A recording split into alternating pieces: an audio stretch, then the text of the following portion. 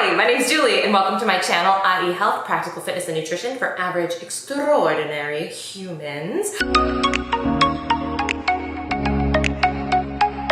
I just released my new ebook, Lunch Prep. Go on and download a copy of that for yourself, and I wanted to create this video to follow along with some of the recipes or meal ideas that I had going. The key to success is to have a plan to prep. You don't have to make everything in advance, but we do at least have to have it like in our fridge and in our mind so that, you know, come Thursday when we have to prep for Friday lunch and we're stressed, it's already there. We've thought it out, life is good. Being proactive is like the ultimate form of self-care because you're just gonna save yourself all the stress and then you have delicious things to eat all week. It's a double win. Anyways, as you'll see, a lot of these recipes aren't really recipes because I've just kind of taken some foundations of nutrition and thrown them into a tangible, practical, educational way that people can take these ideas and recreate them in any way they see fit with foods that they personally love. And my philosophy is if we're craving a juicy takeout burger or our favorite taqueria, by all means, we absolutely need to take advantage of that and enjoy in the moment. But lots of times, Monday through Friday, we just need some good sustainable meals to get us through. Good things that are balanced. What does balanced mean? There are 3 macronutrients that make up all food. We have protein, carbohydrates, and fats. To sustain our blood sugar levels and our energy levels, it's really helpful to get all 3 in the same meal. And so check out the ebook for some tips and tricks on like playing with ratios. All people's needs are different, but for the average extraordinary person, there's kind of like a great base place we can start, and then we can tweak from there.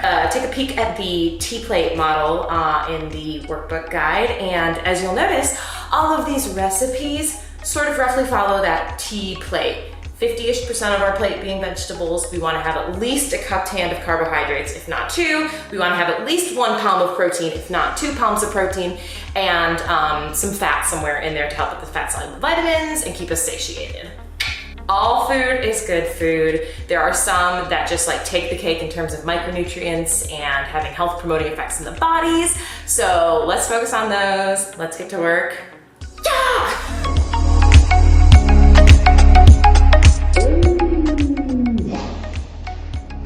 Okay, so this is 1 pot batch cook rice. So if you have a rice cooker, it's super convenient. I have about 1.5 cups of rice in here, which is about enough for 4 servings. I measured it out just to make sure. You can do this in many different flavors. At our house, we usually just do ground beef and then like add it at the end. And inside we'll put peppers and spinach. Super delicious. This time I'm gonna make it like Asian inspired because I love the flavors of Asian cooking. Pro tip, if you ever need to sneak in some extra protein, making your rice with bone broth, I'm just filling it up to the line on the inside. Ta-da! Okay. Garlic, soy sauce. I'm really specific with my measurements. Toasted sesame oil. Yay! That was just a drizzle. I'll have to add more fat at the end. If you don't like eating vegetables and want to like sneak them in like a toddler, no shame, add rice cauliflower to your real rice. You don't even taste it. Stir fry veggies, convenient. Extra sprinkle of sea salt. I wanted to add edamame as my protein source, but I got the whole pot instead. Anyways, the start of this will be vegetarian. If you are a vegetarian, I highly suggest adding at least the 2 pounds worth of a legume of choice.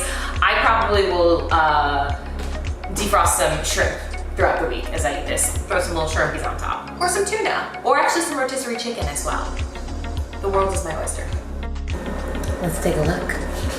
Okay, so I'm gonna divvy up my rice between some to-go containers. And I decided actually I'm gonna go with some tuna and avocado for my protein and fat.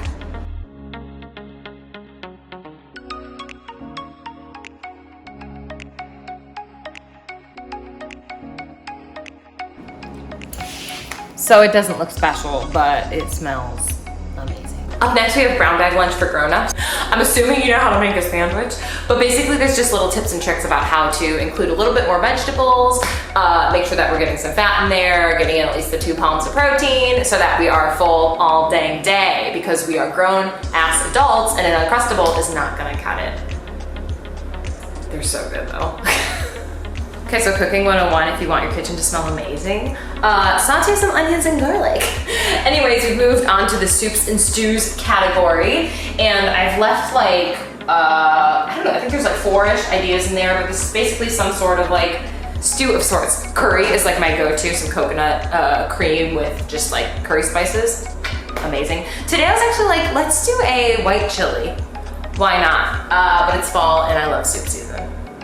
One of the most challenging things about this kind of recipe is getting your vegetable cook times correctly, and the meats as well. So we want to put in anything that's really fragrant first, like the garlic and the onions, because it's going to smell amazing. Then we want to add our root vegetables. This could be things like potatoes or carrots or anything that's just sturdier and it needs more time. I'd let that simmer as well, just so that it comes to temperature, so that it's nice and soft and the right texture. Also, you may want to prep your meat on the side and just add it at the end, or if you need to cook your meat, you're going to want to add that in early as well.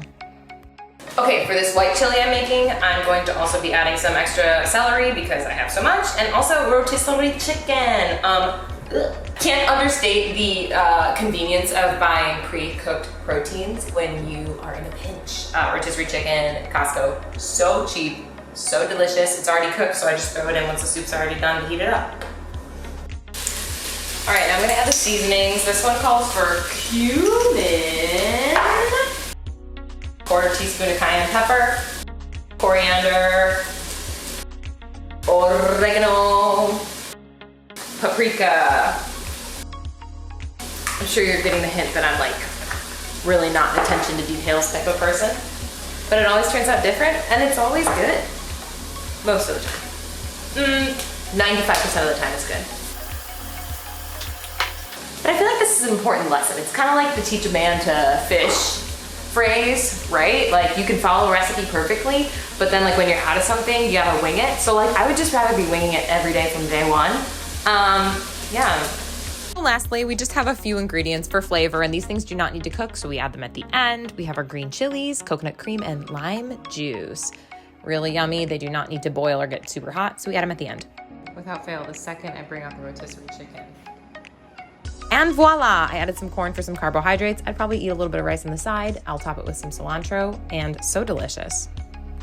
Okay, next we're going to be moving on to salads of sustenance, otherwise called salads that don't suck. Salads get a bad reputation for probably a good reason, because lots of times people glorify them for being like low calorie and like, but we're grown-ass adults and we need calories. So let's make salads that don't suck, salads that we actually want to eat. Okay, now the whole point of a salad is that it's sitting on a base of greens. So step number 1, make your greens taste good.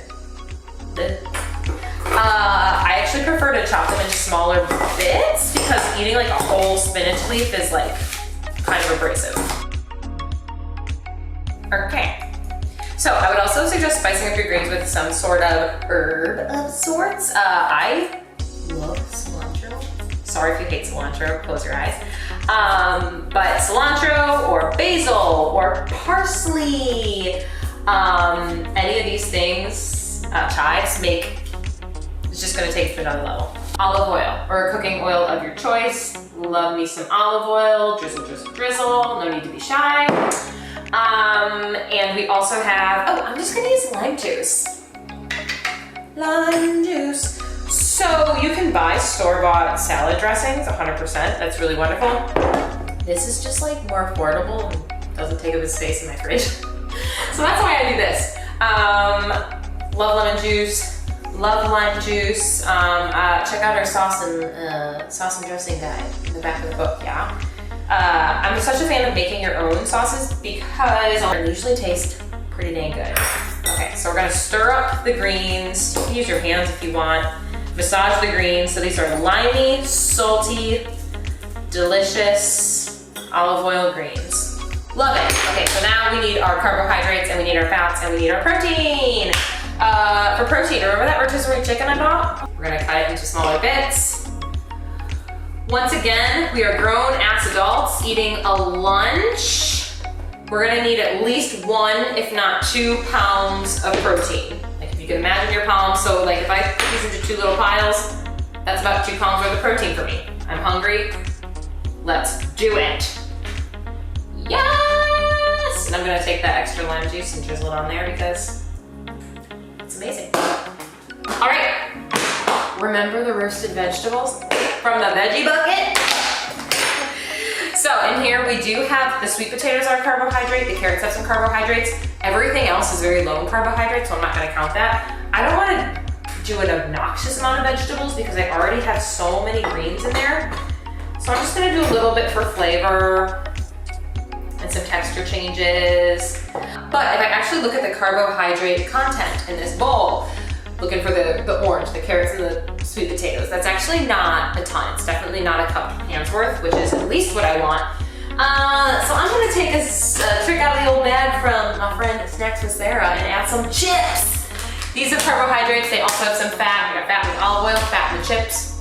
I'm set on dietary fat, but these are so good if you haven't had them. They're cooked in coconut oil, plantain chips, and they add a little bit of crunch. Yeah, that's a tip for my friend Snacks with Sarah. Adding texture to your salads makes them taste so much better. Let's add the crunchies. Fabulous. Last, this is just like extra credit, a bonus. I love the bright color of beets, and I also love anything pickled. So I'm gonna throw in some pickled beets, you know, for some color. This is a salad that doesn't suck. It is so good. Feel free to get creative, add your own proteins. Feel free to buy them pre-made. I love pre-made turkey breast. Beans, edamame, also great. Tofu, roasted tofu, love it. Steak. Okay, one last note, if you're taking your salad to go, I would recommend keeping the olive oil and lime juice or whatever dressing you're using on the side so that it doesn't get too soggy. Final recipe. This is not necessarily a burrito bowl. Not necessarily a burrito bowl. Basically, what I'm saying is you can take any carbohydrate as your base. So rice comes to mind because we think of like the Chipotle burrito bowl, so tasty. We could do rice, we could do quinoa, we could do cubed potatoes. Today, I'm actually gonna do some pasta, couscous, orzo. The world is your oyster. Just for fun, I'm using this pasta from Costco that I really love. It's made with literally just red lentil flour, which is really helpful if you are a vegetarian because it's got 13 grams of protein per serving. So each serving would be like 1 pound of protein. 2 servings, you'd have your 2 pounds. Life is good. So it's a nice way to like sneak in some extra protein. There's nothing wrong with like a whole wheat pasta, that's also fantastic, but you just don't have to like put as much meat on it if you don't want to. I'm actually running low on protein in my fridge, so I'm topping it with an egg. If anybody tells you eggs are just for breakfast, they're lying. They are lying. Start with a bowl. All right, here's that lentil pasta. I'm gonna take at least 1 cup handful, we'll see. Next, I just sauteed some vegetables. And I was just really sauteing the things that were gonna go bad in my fridge. I put some greens in there, which I know sounds weird, but when you cover anything in butter, salt, and pepper, it tastes amazing. I've got asparagus, mushrooms, onions, greens, like I said, and some butter. There's my fat, some butter. And just a little bit of bonus protein. I got a runny egg. Yes! And now, this would be great. This is good. This would be an amazing dinner, but life is short and I love me some goat cheese. So here we go. This is some bonus fat because it's incredible. And here, some people might be like, I hate goat cheese, or when I use beets, I hate beets. That is perfectly fine, but I'm just showing you how you can like add whatever it is that you love to help make these things extra special for you. All right, and the other thing I'm gonna specifically add is some sun-dried tomatoes. There we go. So there's my not necessarily burrito bowl. You can tell because it's literally like pasta in Italian. But any flavor profile you can think of. Some of my favorites would be like cubed potatoes with like sirloin steak and blue cheese and sauteed spinach. Once again, the Chipotle theme. Rice, cauliflower rice, lime, cilantro, do some beans or some chicken or both, and salsa. Amazing. I love sour cream, but you can also use Greek yogurt instead of sour cream and you get like extra bonus protein. Amazing if you're a vegetarian. So easy to do a stir fry. Do some rice and then some stir fry veggies with like a little bit of a teriyaki sauce. Or one of my favorites would be like a buffalo chicken bowl. I do rice with roasted Brussels sprouts, red onion, and cauliflower, topped with rotisserie chicken, and then drizzled in a buffalo sauce. It is so good. Knock your socks off, get creative, and find the staples that work for you. All right, so my last super special lunch hack would be, well, the first one was about the veggie bucket, right? Prep for success. The second thing is going to be use sauces. Some super simple sauces to make. One of my favorites is this avocado oil mayonnaise, sriracha with lime juice. Tastes amazing. I'm from the Midwest, so like avocado oil mayonnaise sounds a little sacrilegious, I know. But the difference is a soybean oil versus an avocado oil. And we don't need to get like super into details, but there's some extra benefits in avocado oil that we love. So once again, like never stress about it. Mayonnaise is absolutely fine if that's what you have in your fridge and that's what you like. Live your life. Other sauces that are really good, I love Primal Kitchen. It's a little bit pricey, but I get these at Costco. I have a buffalo sauce, I've got a ranch, I've got a Thousand Island. And like I said, any sauce at your grocery store works perfectly fine. These ones just tend to be a little more thoughtful with their ingredients. Love me some wing sauce. So good on those buffalo bowls like I was talking about. Need some salsas. I usually have a red salsa, but I ran out. Perfect for the burrito bowls. Get yourself a barbecue. I tend to prefer a lower sugar barbecue just because some of them are so packed with sugar. Sugar's not necessarily evil in itself, but it just tends to like sneak in lots of little ways, and you can just always add your own sugar if you'd like, and then you kind of know, you can visualize. So sauces are your best friend. Sauces are the best way to take kind of like the boring, average food that we know we should be eating, the whole grains, the protein, the vegetables, blah, blah, blah, blah, blah, and making them taste good. Like, please do not spend your entire life eating boring ass chicken breasts with broccoli. Don't do it. Life is short.